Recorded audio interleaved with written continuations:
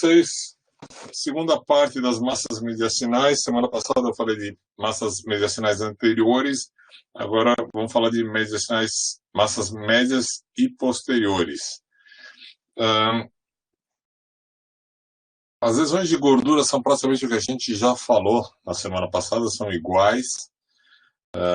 Os cistos, as lesões císticas aqui são divididas principalmente cistos broncogênicos e de duplicação esofágica, no mediastino médio, e as lesões sólidas com realce, que eu vou mostrar o diferencial para vocês, e as alterações vasculares, que eu não vou entrar aqui nessa apresentação, porque lesões vasculares, aneurismas, massas, tumores, angiosarcoma, eletropulmonar, eu acho que não faz parte do escopo, isso aqui vai ser numa outra vez. Então, o cisto broncogênico, ele resulta do brotamento anormal ou ramificação da árvore traqueobrônquia durante o desenvolvimento embriológico. Pode ser preenchido por líquido seroso claro ou, às vezes, um material espesso que pode confundir a densidade na tomografia. Ocorre em qualquer parte do mediastino, mas a maior parte é carinal, junto da carina, ou subcarinal ou paratraqueal direito, é o clássico. Tá? Com menos frequência vocês vão ver dentro do parênquima pulmonar, pode acontecer, eventualmente na pleura ou no diafragma.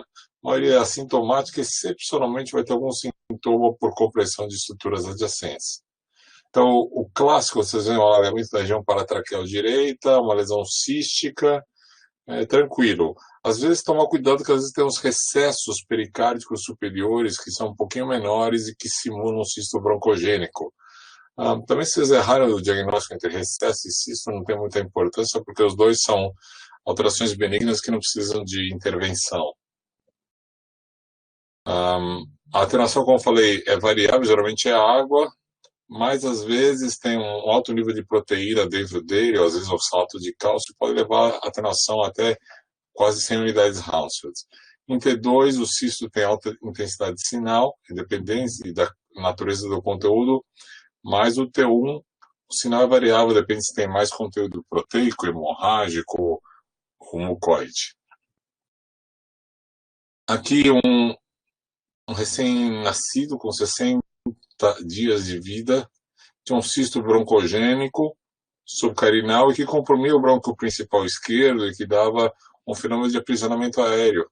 E por isso vocês veem o pulmão esquerdo mais preto, mais hiperinsuflado, que funcionava como um mecanismo de válvula. Então, às vezes, ele pode ser sintomático, como nesse caso, por compressão de estruturas adjacentes.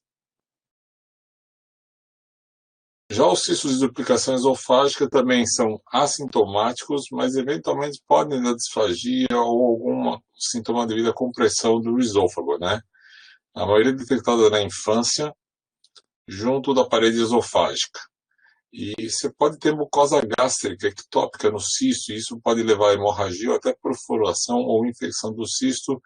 E na tomo, na RM, é idêntico ao cisto broncogênico, exceto que eventualmente a parede é um pouquinho mais espessa e você consegue ter um contato íntimo com o esôfago.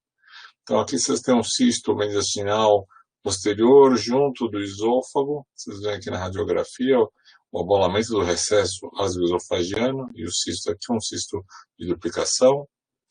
Um outro cisto mais alto, duplicação também, esofágico, entérico. E aqui na ressonância, e aqui o nível líquido, às vezes que vocês veem aqui.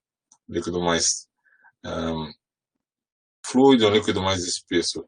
Lembrar que o paciente está deitado aqui é a parte de cima, a parte inferior fica esse nível vertical, que é bem característico.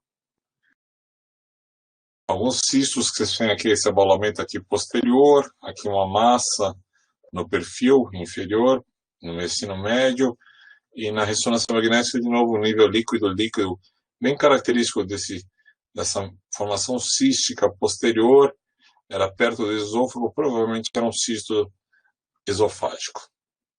E não tinha nenhum componente sólido. Massas com realce. Às vezes vocês vão ter massas mediastinais, mediastino médio ou visceral, com realce. Quando vocês tiverem esse realce, pelo contraste geralmente intenso, você tem 3 diagnósticos básicos: paraganglioma, doença de Castleman e neoplasia metastática. Os paragangliomas ou feocromocitomas extraadrenais são neoplasias altamente vascularizadas. Elas surgem do tecido cobrafim localizado nos gânglios paraórticos e que podem secretar catecolaminas. Entretanto, a maioria dessas neoplasias não são funcionais. Ele tem o potencial de secretar hormônios, mas geralmente não são funcionais. E os sintomas típicos deles são rouquidão, disfagia, falta de ar e dor no peito. Geralmente são massas com realce intenso e geralmente homogêneo na tomografia, e na ressonância magnética o sinal é intermediário em T1 e tem alta intensidade de sinal em T2. E geralmente a cintilografia com meta-iodobenzoguanidina, ou MIBG, ou iodo 123 podem ajudar no diagnóstico. Então aqui uma massa central com realce, nome 29 anos, e era um paraganglioma. Outro paciente, uma massa mediastinal mais anterior, também com realce, outro paraganglioma. E uma outra massa posterior aqui, de novo, paraganglioma. Então vocês veem massas com realce, às vezes pode ser posterior, pode ser médio ou anterior, tá? Aqui vai no diferencial de outras massas. A doença de Castleman já é uma hiperplasia não linfonodal de linfonodos, é classificada como tipo hialinovascular de células plasmáticas do herpesvírus humano, e pode ser focal ou multicêntrica. Então, o hialino focal é o mais comum e pode ser uma massa única não invasiva, eventualmente uma massa infiltrativa com linfonodomegalia, e eventualmente você tem essa linfonodomegalia com intenso realce. Então, às vezes o que acontece? Vocês vão ver esse paciente com uma massa única com realce intenso, bem aqui no mediastino médio. Tá? Aqui a primeira hipótese que eu levantei quando eu vi esse caso era de um paraganglioma, pela massa única com realce, mas foi para ressecção cirúrgica e era doença de Castleman. Já esse é um outro paciente que tinham várias linfonodomegalias com realce, um realce não tão exuberante, mas vocês veem aqui paratraqueal superior, região infracarinal, peresofagiano, tinha alguns, e isso aqui também era doença de Castleman.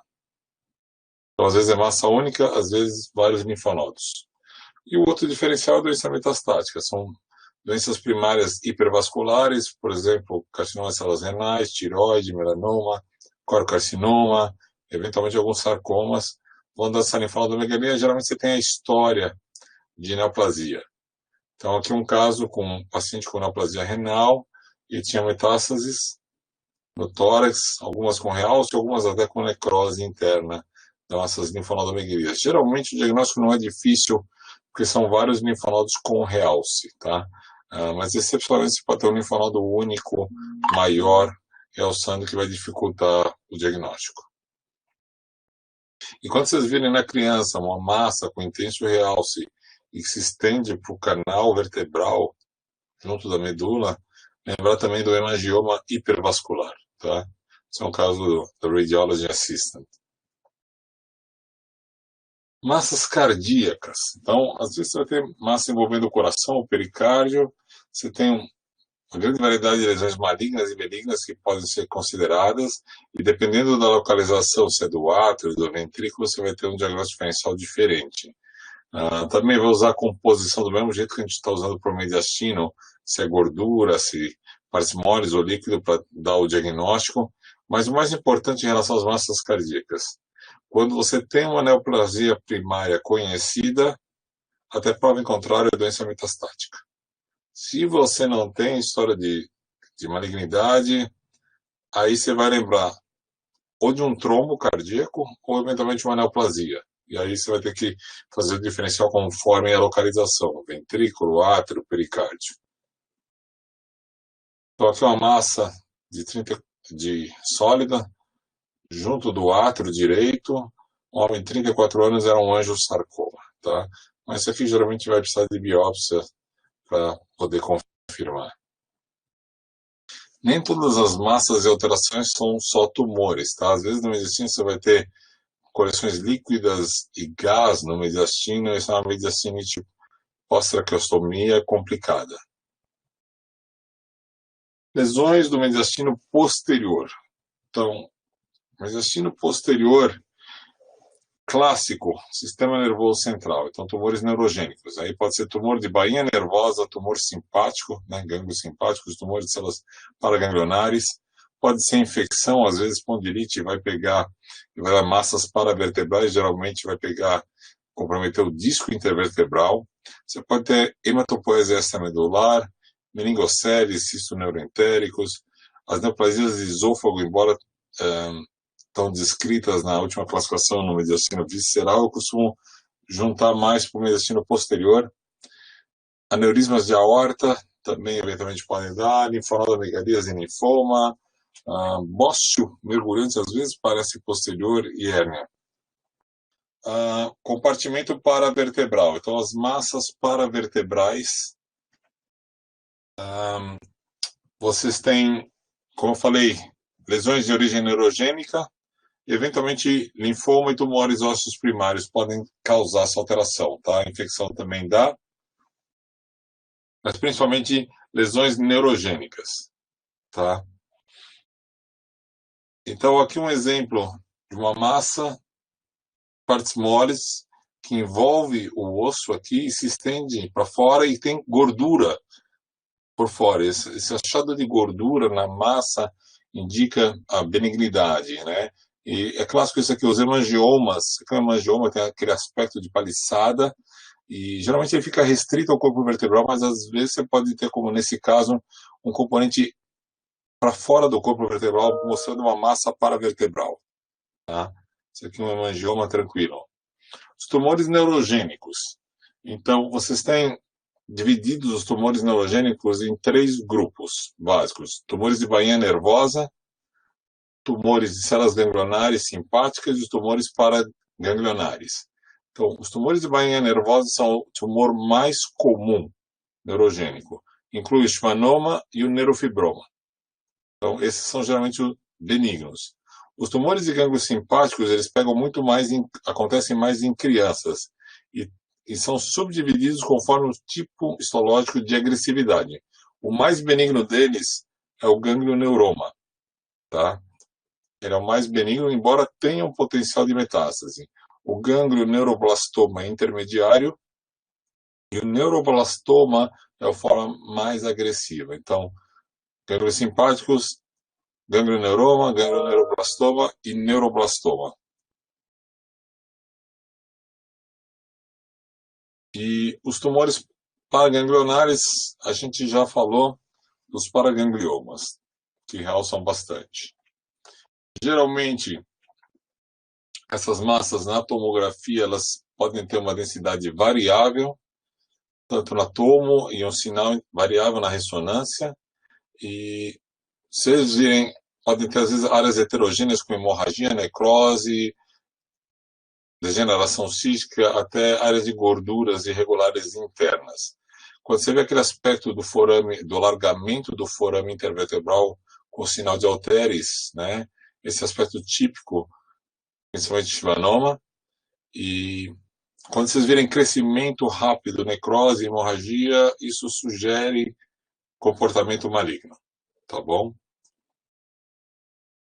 Muito bom. Aqui um tumor, uma criança de 10 anos, assintomática, e tinha uma massa aqui em cima, mediastinal, posterior, superior.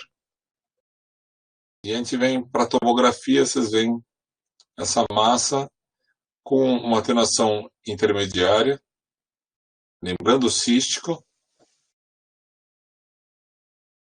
e essa massa foi ressecada e veio um ganglioneuroma.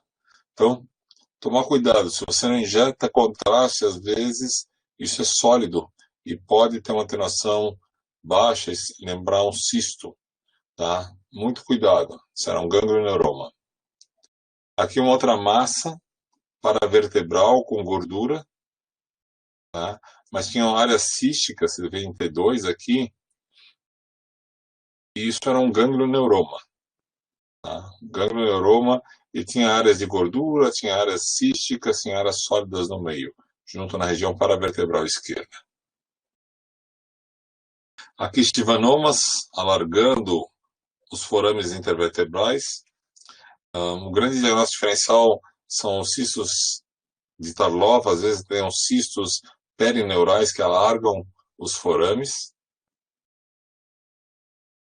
Outro paciente aqui com uma massa sólida no mediastino posterior e que se confirmou um chivanoma, essa massa grandona, paraesofagiana.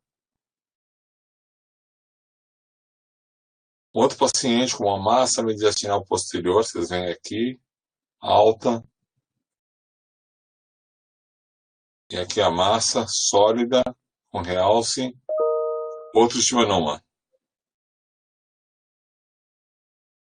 E aqui vocês veem áreas de necrose e na ressonância vocês veem até uns componentes cístico interno, mas é uma massa mista e era um chivanoma. Às vezes o chivanoma ele pode ser mais agressivo. Então aqui vocês têm um paciente de 22 anos com uma massa também mediastinal posterior.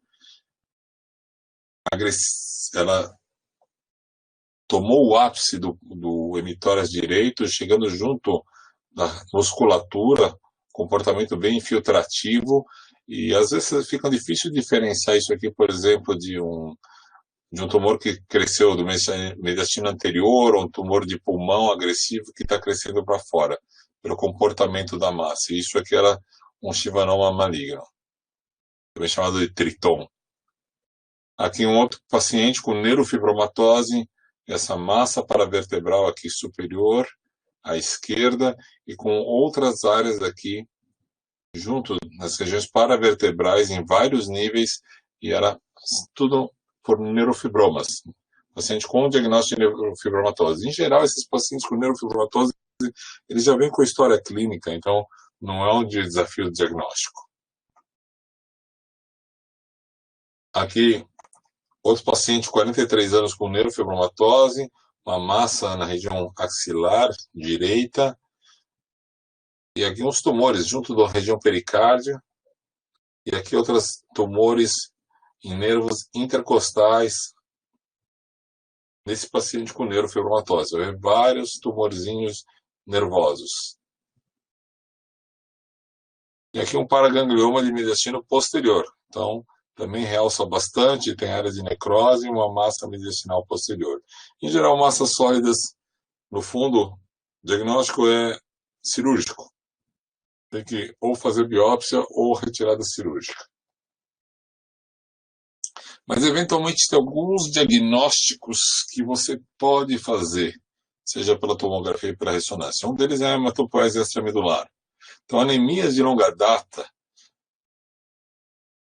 vão dar, ou quando você tem extensa substituição da medula óssea por distúrbios mieloproliferativos, vão provocar a expansão do tecido hematopoético para fora da medula óssea, que vão dar lesões tipo massa, mais frequentemente na região torácica paravertebral.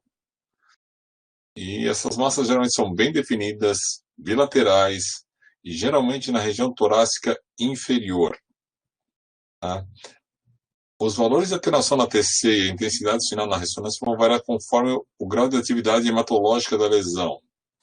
E geralmente as lesões são ativas, têm tecido de partes moles, na tomo, e as mais antigas, elas podem ter mais gordura. Quando você vê gordura na massa paravertebral, geralmente facilita o seu diagnóstico de hematopoese extramedular. Tá? E em geral isso aqui você vai ver com anemias exuberantes, talassemias, anemia falciforme, aí você vai ver a hematopoese extramedular. Então aqui é um paciente com 62 anos, anemia falciforme, essa massa paravertebral aqui à esquerda, no nível mais baixo você vê também contralateral, e vocês veem gordura junto das massas aqui. Isso aqui é um achado que ajuda bastante a fechar o diagnóstico, mas geralmente você tem aquela história, anemia falciforme. Você já sabe, tem alteração do trabeculado ósseo na janela óssea. Você juntando tudo, não precisa fazer biópsia, vai fazer diagnóstico de hematopoese extramedular. Outro paciente com anemia falciforme, 21 anos, e às vezes vocês têm aqui tecidos parasmoles junto das costelas. E tem um outro aspecto que pode ter também na hematopoese extramedular. Outra causa de massa paravertebral são os linfomas, tá? É incomum você pegar puramente na região paravertebral, mas esse é um caso que aconteceu e foi um caso que eu mostrei na aula de pleura, uma massa paravertebral. No primeiro exame eu tinha perdido essa pequena lesãozinha aqui paravertebral, e era um paciente com linfoma folicular no abdômen, voltou depois de tratamento e estava tudo bem, e o único lugar de recidiva da lesão foi aqui, na região paravertebral. E aqui vocês veem a massa e o linfoma e até a região junto do forame intervertebral. Aqui a massa infiltrando junto ao forame e do próximo à medula aqui, o linfoma, tá? Então, massa ali na região, além dos tumores, linhagem nervosa, lembrar do linfoma, e eventualmente, como nesse caso aqui, IgG4 também pode dar lesões paravertebrais. Cistos neuroentéricos são cistos embrionários e que fazem parte do diferencial dos cistos, junto com o cisto broncogênico e duplicação. Geralmente tem alguma alteração da coluna junto nos cistos neuroentéricos. Tá? Vai geralmente diagnosticar nas crianças. E os cistos neuroentéricos, boa parte deles ocorrem geralmente acima do nível da carina. Tá? Às vezes eles têm malformações de coluna, e vai ajudar para ver. E eventualmente vocês podem pegar eles em crianças assintomáticas. Quando você tiver anomalia vertebral, como hemivértebra e vértebra em borboleta, escolioses, tem que tomar cuidado também com as meningoceles, tá? Que podem dar, às vezes são um diferencial importante. Então aqui um paciente com um cisto mediastinal posterior, vocês veem na tomografia a lesão cística com densidade líquida, na ressonância magnética hipersinal em T2, pós-contraste você não vê realce no interior da lesão cística, então era um cisto mediastinal posterior. O outro diferencial do cisto neuroentérico, vocês têm as meningoceles. Então, as meningoceles geralmente associadas a malformações ósseas. Então, quando vocês tiverem uma coleção líquida no mediastino, na região paravertebral, associada à anomalia vertebral, como hemivértebra ou vértebra em borboleta, você tem que pensar principalmente em meningocele intratorácica. Tá? Ela é uma hérnia anômala de leptomeninges através do forame intervertebral ou defeito do cúmulo vertebral. E as neoplasias esofagianas? Neoplasias esofagianas, elas podem ser mais comumente malignas, mas cerca de 1/5 delas são benignas. A tomografia não é feita para o diagnóstico, tá? Ela é feita para o estadiamento. Então, diagnóstico de alteração de esôfago, o principal exame é a endoscopia. Uma vez que você tem o diagnóstico histológico, você vai fazer a tomografia do tórax e do abdômen para avaliar a disseminação local e distante da doença. É muito comum, ou vamos dizer assim, melhor dizendo, não é infrequente você confundir uma anaplasia esofágica, por exemplo, da transição esôfago-gástrica com uma hérnia gástrico-retal. Bem fácil de confundir. Então, geralmente, ele já vem com a história e você vai estadiar. Tá? A anaplasia de esôfago pode ser uma massa, um espessamento focal da parede esofágica, eventualmente tem um envolvimento circunferencial difuso nos estadios mais avançados e pode invadir estruturas adjacentes, seja átrio, seja traqueia, brônquio, principal esquerdo em geral. O estadiamento nodal é uma limitação da tomografia, pois tamanho não é um preditor confiável de malignidade nesses tumores. Então, alguns exemplos de neoplasia maligna do esôfago. Esse aqui é um paciente de 56 anos, com neo de esôfago, um nódulo aqui bem delimitado na parede aqui do esôfago. Outro paciente com um espessamento circunferencial do esôfago. Também outro caso, neoplasia de esôfago. Outro paciente com uma massa aqui mal delimitada, já invadindo carina, invadindo a parede do brônquio aqui, principal direito, infiltrando toda a região. Então, você tem diferentes aspectos do neo de esôfago, desde um nódulo localizado, espessamento circunferencial, até uma massa invasiva. Também pode ter neoplasias benignas, e dessas a principal causa é o leiomioma, esofágico, mas eventualmente vocês têm pólipos fibrovasculares, porque eles são importantes, que eventualmente ele pode dar até morte súbita por asfixia, quando esse pólipo ele é pediculado e pode ser regurgitado na boca. É descrito isso. Eu praticamente nunca vi um desses. Então, na tomografia, o mioma é uma massa homogênea e o pólipo fibrovascular é uma massa heterogênea de tecido fibroso. E geralmente ele está no esôfago cervical e pode se estender para o esôfago distal. Então, aqui um exemplo de um paciente com um leinomioma esofágico. Essa massa aqui, vocês veem contraste no esôfago. Só por aqui é difícil diferenciar, por exemplo, de um tumor maligno, não dá, tá? É alongado, mas não tem sinal de invasão. Isso aqui era um leinomioma de esôfago. Outra massa mediastinal posterior, aqui vocês veem conteúdo líquido, vê calcificação, vê gordura. Vocês têm todos os componentes aqui, né? Sólido, muito pouco, mas mais líquido, gordura e calcificação. São teratoma de mediastino posterior. Está classicamente, como eu falei, 90% dos teratomas são no mediastino anterior, mas às vezes aparece posteriormente. E o fato de vocês verem os componentes aqui como líquido e gordura, calcificação junto na mesma massa, isso te indica a natureza da lesão. Outro paciente, de novo, gordura, componente sólido, calcificação, outro teratoma de mediastino posterior.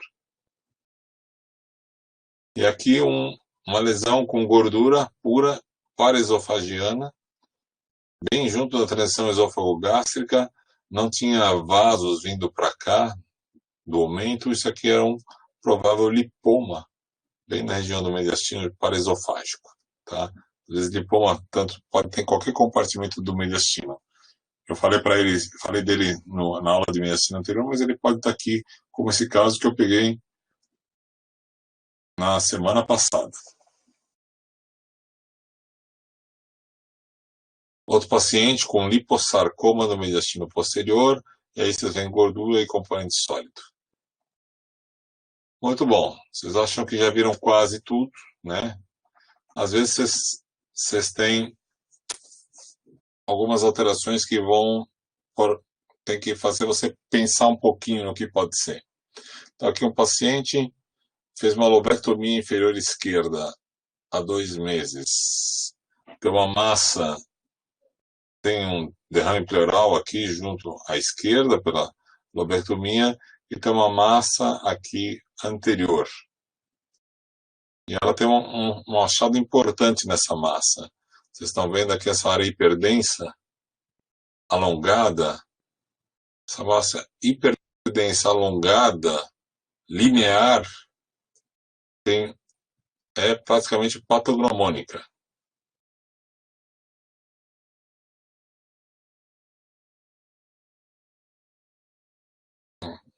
E é patognomônica de um corpo estranho. Isso aqui é uma gaze que ficou, tá? Então, uma gaze no mediastino anterior, corpo estranho, tá? Esse aspecto em fio é bem clássico. Outro caso, 29 anos, massa mediastinal com compressão de artérias pulmonares. Então, vocês veem a artéria pulmonar direita bastante afilada pela massa, ela vai se moldando no mediastino, e inclusive esse paciente precisou colocar um stent na artéria pulmonar esquerda, porque estava obstruindo por conta dessa massa. Então, vocês veem essas massas que se moldam e comprimem as estruturas vasculares no mediastino, tem 2 diagnósticos básicos que vocês têm que fazer. Aqui vocês veem na janela de pulmão, tinha um certo edema por compressão das veias pulmonares, então você tinha uma dificuldade de drenagem venosa e linfática, isso dava um espessamento septal nesses lobos, por conta da compressão das veias pulmonares. Quando vocês veem essas massas moldando nas estruturas mediastinais, 2 diagnósticos possíveis. Um deles é fibrose mediastinal, mediastinite fibrosante, e o outro é o linfoma, tá? O mais comum de você ver assim, desse jeito, compressivo, é a mediastinite fibrosante. Classicamente está associado à doença granulomatosa, seja histoplasmose ou TB, mas boa parte das vezes que a gente vê esses casos é idiopática, como nesse caso aqui do Hospital São Paulo, lecitinite fibrosante idiopática. Para quem assistiu ontem o Jeito, apresentaram um caso bem parecido de uma lecitinite fibrosante. E é mais ou menos isso que vocês estão vendo. Massa de partes moles comprimindo estruturas vasculares.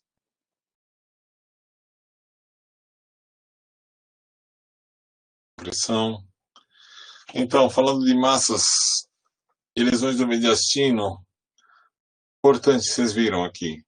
Topografia, anterior, médio ou posterior. Densidade, gordura, líquida ou sólida. Comportamento, agressivo ou não agressivo. Linfonodomegalia associada. Tem massas mediastinais anteriores. Tem marcadores sorológicos para pensar em tumores de células germinativas? Algumas vezes a RM pode ajudar bastante, especialmente lesões císticas.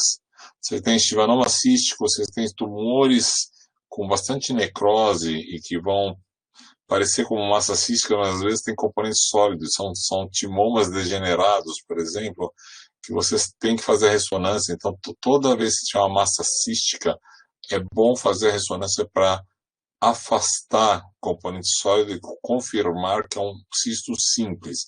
Cistos simples, às vezes, podem ser acompanhados, dependendo do tamanho e de localização. E lesões sólidas, via de regra, precisa de estudo histológico. Quando você não vai fazer um estudo histológico direto, por exemplo, uma lesão sólida mediastinal anterior, você faz a marcador para alfa-feto, beta-HCG vem alto. Bom, você já fechou o diagnóstico de tumores células germinativas, já pode ir para a cirurgia. Caso contrário, você tem que biopsiar. Por quê? Se for um linfoma, você não precisa operar, você faz químio. Pode eventualmente fazer rádio. Então, você não precisa ter abordagem cirúrgica. Aí você precisa da biópsia. Então, lesão sólida, em geral, é igual estudo histológico. Era isso aqui. Boa noite. Desculpe o problema aqui com a minha internet, que travou um pouquinho. E é isso aí. Bastante coisa, bastante informação sobre as massas do mediastino. E procurei abranger tudo. Ok? Semana que vem ainda vou pensar, mas provavelmente vai ser doença tabaco relacionada. Tá bom? Falar um pouquinho de doenças tabaco relacionadas. Um abraço para vocês, boa noite, gente.